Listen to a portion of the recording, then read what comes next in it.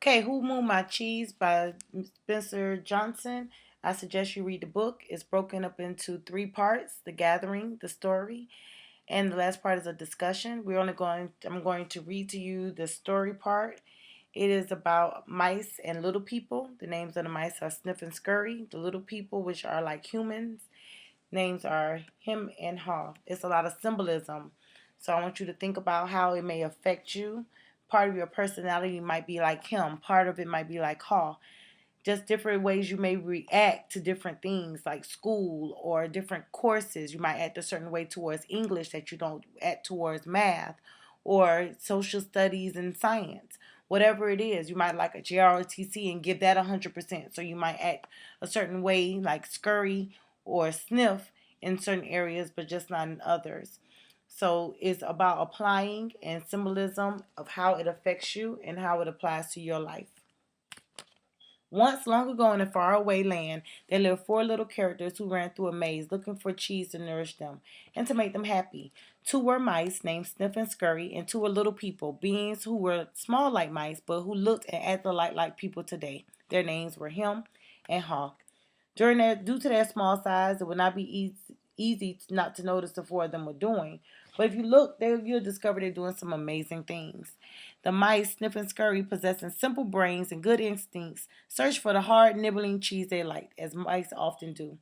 The two little people, Him and Haw, used their complex brains, filled with many beliefs and emotions, to search for a very different kind of cheese.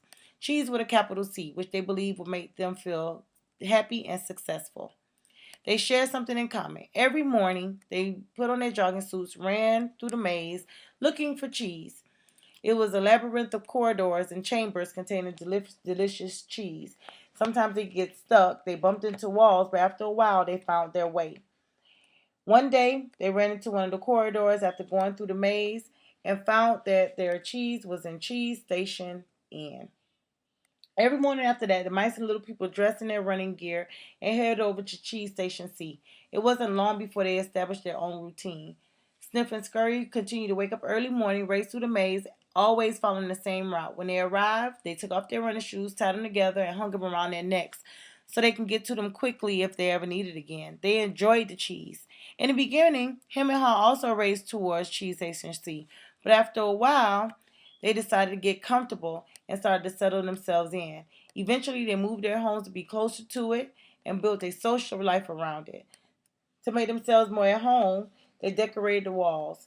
One of the cheese, it read, sometimes they would take their friends by.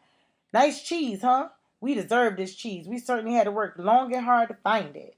And sometimes they shared with them, and sometimes they didn't. After a while, Him and Hall's confidence grew into the arrogance of success. Soon they became so comfortable they didn't even notice what was happening. As time went on, Sniff and Scurry continued their routine. They arrived early every morning and sniffed and scratched around and scurried around Cheese Station C, inspecting the area to see if there had been changes from the day before. They would sit down to nibble on the cheese. One morning they arrived and discovered there was no cheese.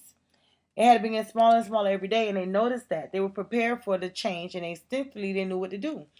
They looked at each other, removed the running shoes, they tied together and hung conveniently around their necks and put it on their feet and laced them up. The mice didn't overanalyze things. They just went and they went into the maze. Later, Him and Haw arrived at Cheese Station C. What? No cheese? They were unprepared for what they found. No cheese? No cheese? Him yelled as though he shouted loud enough someone would put it back. Who moved my cheese? He hollered. Finally, he put his hands on his hips. His face turned red and he screamed at the top of his voice, It's not fair! Haw just shook his head in disbelief. He too had counted on finding that cheese in Cheese Station C. He stood there for a long time, frozen with shock. He was just not ready for this. Him was yelling something, but Haw didn't want to hear it. He didn't want to deal with what was facing him. He just tuned everything out. The little people's behavior was not very attractive or productive, but it was understandable. Finding cheese wasn't easy. It meant they had to go through a great deal of more work going out into the maze. To him, cheese was becoming a big cheese in charge of others. To Haw, cheese meant just feeling safe, having a loving family someday, and living in a cozy cottage on Cheddar Lane. Because cheese was important to them, the two little people spent a long time trying to decide what to do. All they could think of was to keep looking around Cheeseless Station C to see if the cheese was really gone. While Sniff and Scurry had quickly moved on, Hem and Haw continued to hem and haw. They ranted and raved at the injustice of it all. Haw started to get depressed. What would happen if the cheese wasn't there tomorrow? He had made future plans based upon this cheese. The little people couldn't believe it. How could this have happened? No one had warned them. It wasn't right. It wasn't the way things were supposed to be.